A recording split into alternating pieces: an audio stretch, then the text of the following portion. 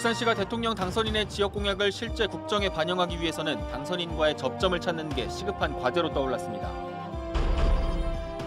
소방관들이 건물 모형을 만들어 화재 현장에서 발생하는 특수현상을 대응하기 위한 교육에 나섰습니다. 울산 지역 전문 건설업체의 연간 실적이 1조 원 아래로 떨어지면서 자금난을 견디지 못한 중견업체들이 문을 닫고 있습니다. 여러분 안녕하십니까? 3월 23일 수요일 뉴스데스크 울산입니다.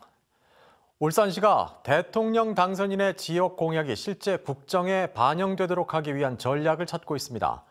하지만 울산은 시장과 대통령 당선인의 소속 정당이 다른 데다 대통령직 인수위원회 울산 출신이 포함되지 않아서 당선인과의 접점을 찾는 게 시급한 과제로 떠올랐습니다. 유희정 기자입니다. 울산에서도 다음 정권의 동향을 파악하고 지역 현안을 알리기 위한 움직임이 시작됐습니다.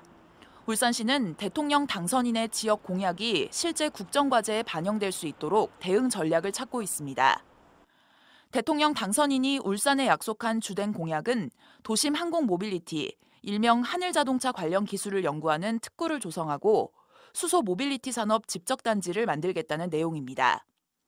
또 울산에서 추진하고 있는 도시철도 트램과 제2명총교 건설 사업, 광역철도 조성이 빠르게 마무리되도록 돕겠다는 입장도 밝힌 바 있습니다. 하지만 울산시가 그동안 공들여 추진해왔던 부유식 해상풍력 사업을 대통령 당선인이 반대하고 있습니다. 여기에 국민의힘 소속 울산 지역 정치인들 일부도 부유식 해상풍력 사업을 반대하고 있어서 당선인과의 접점을 찾는 게 울산시의 시급한 과제가 됐습니다. 대통령 당선인은 현재까지 같은 당 소속의 부산시장과 경상북도지사, 대구시장 등을 만나 현안을 들었지만 소속 정당이 다른 송철호 시장과의 면담은 기약이 없습니다. 대통령직 인수위원회에는 한때 중구 박성민 의원이 합류할 것으로 기대됐지만 박 의원이 당대표 비서실장이 되면서 이마저도 무산됐습니다. 울산시는 일단 인수위원회가 지자체별로 국장급 공무원을 파견해달라고 요청함에 따라 노동환 울산경제자유구역청 사업총괄본부장을 파견자로 내정하고 인수위와 소통할 방안을 찾고 있습니다. 공약에 나타난 우리 시에 대한 미래 비전, 정책, 그걸 어떻게 현실감 있게 우리 시민을 위해서 구체화하느냐 하는 중요한 시기라고 생각합니다. 또 울산의 시급한 현안에 대해서는 정당을 초월한 협력이 필요한 만큼 지역 정치권과도 협의를 이어나갈 계획입니다. MBC 뉴스 유희정입니다. 울산시가 타화강 국가정원의 지리적 한계를 극복하고 연계 관광 콘텐츠를 늘리기 위해 정원 규모를 확장합니다. 울산시는 현재 국가정원을 남산 1원까지 확장해 전망대와 케이블카 등을 설치하겠다고 밝혔습니다. 또 동쪽으로는 명천교, 서쪽으로는 대곡천까지 확장해 나갈 계획이라고 설명했습니다. 땔까마귀를 주제로 한 축제나 주변 시설물을 활용한 조명시설 등을 늘려 관광 자원도 확충할 예정입니다. 지난해 소방관 한 명이 순직한 울산 상가 화재는 꺼진 줄 알았던 불이 다시 살아난 것이 인명피해의 원인이었습니다. 소방관들이 이 같은 특수현상을 미리 경험하기 위해 화재 실험을 통해 대응력을 키우고 있습니다. 정인권 기자입니다. 지난해 6월 울산 중구의 한 상가 화재. 소방대원들이 창문을 깨고 필사의 탈출을 시도합니다. 불이 잦아들자 추가 인명구조에 뛰어들었는데 불길이 갑자기 거세진 겁니다. 이 과정에서 29살 막내 소방관이 목숨을 잃었습니다.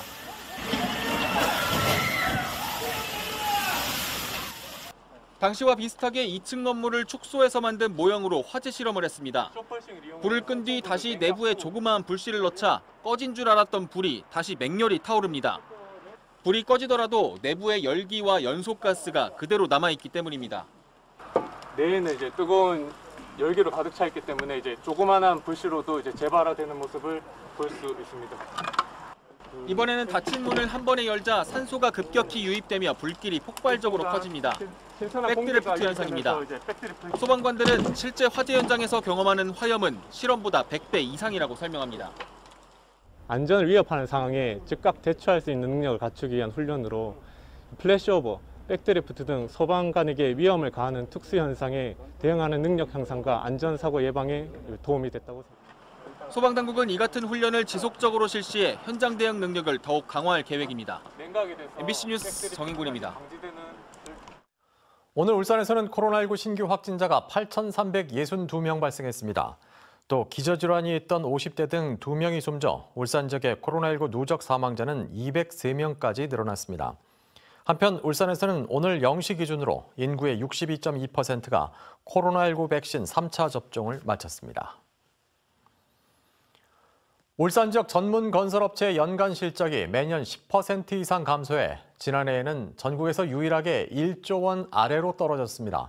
12년 만에 연간 실적이 1조 원 밑으로 추락한 건데 그 사이 자금난을 견디지 못한 중견업체들이 줄줄이 문을 닫으면서 지역 건설업 기반이 흔들리고 있습니다. 이상욱 기자입니다. 항만 시설 공사를 주로 하는 울산의 한 전문 건설업체. 지역 시공 능력 2위의 이 업체는 울산항 난방파제 관로 공사 등 전국 10개 현장에서 공사를 진행해 왔지만 결국 부도 처리돼 법정 관리가 진행 중입니다. 부도 당시 기성 액수가 1,000억 원에 가까워 1년이 지난 지금까지 하청업체 피해가 계속되고 있습니다. 최근 4년 동안 시공 능력 12위 이내 전문 건설업체 4곳이 당좌 거래가 정지되거나 법정 관리에 들어가 지역 경제에 타격을 주고 있습니다. 시공 능력 상위 업체들의 연쇄 부도는 지역 전문 건설업 실적 감소로 이어지고 있습니다. 지난해 지역 전문 건설업 실적은 9,800억 원, 전년 대비 5.46% 줄었습니다. 전국적으로 실적이 증가하는 데 반해 울산은 12년 만에 1조 아래로 추락해 광역시 위상을 구겼습니다.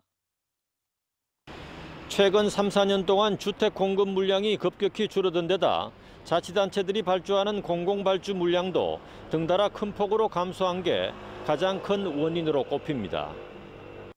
지역 자치단체의 시설공사 발주액은 2년 전 6,500억 원에서 올해 5,100억 원으로 매년 10% 이상 줄고 있습니다.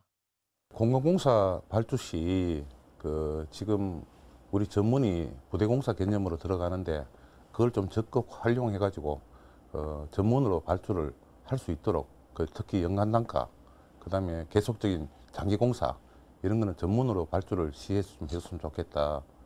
현재 울산에는 전국 시공 능력 100위권에 드는 일군 건설업체가 한 곳도 없습니다.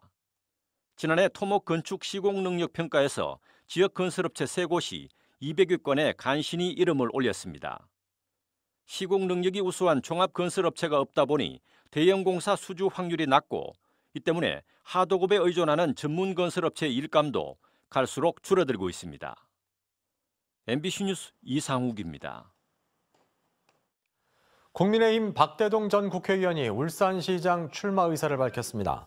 박 전 의원은 울산 경제 회생과 윤석열 정부의 성공적인 지방 행정을 뒷받침하기 위해 울산시장에 도전하기로 결심했다며 출마 선언을 했습니다. 기초단체장 출마 선언도 잇따랐습니다. 국민의힘 고옥은 울산시 의원은 주민들 곁에서 중구의 부활을 일궈낼 수 있도록 기회를 달라며 중구청장 출마를 선언했습니다. 국민의힘 윤정록 울산시 의원은 울주군을 전국 최고의 행복도시로 성장시키겠다며 울주군수 출마를 공식화했습니다. 국민의힘 천명수 전 울산시 의원은 울주군이 새롭게 변화해야 한다는 절실함으로 나섰다며 울주군수 출마 의사를 밝혔습니다.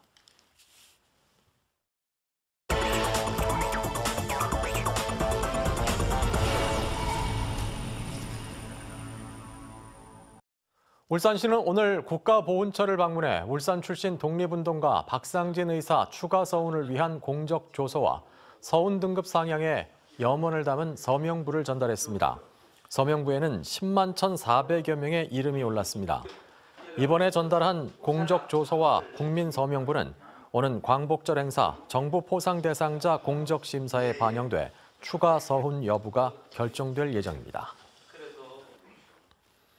고용 승계가 되지 않은 50대 버스 운전기사가 극단적인 선택을 해 경찰이 경위를 조사 중입니다. 어제 오후 5시 40분쯤 울산의 한 원룸에 A씨가 숨져 있는 것을 버스회사 동료 B씨가 발견해 신고했습니다. 공공운수노조 울산본부는 A씨는 18년간 일해온 회사에서 해고돼 극도의 스트레스를 받아왔다고 주장했습니다. 울산지법 형사 1단독은 앞선 차량이 늦게 가는 것에 화가 나 위협 운전을 한 40대 남성 A씨에게 벌금 150만 원을 선고했습니다. A씨는 지난해 1월 부산의 한 도로에서 20대 여성 B씨가 운전 중인 차량을 상대로 전조등을 여러 차례 깜빡이고 급하게 끼어든 후 일부러 속도를 늦추고 정지해 상대 운전자에게 겁을 준 혐의로 재판에 넘겨졌습니다.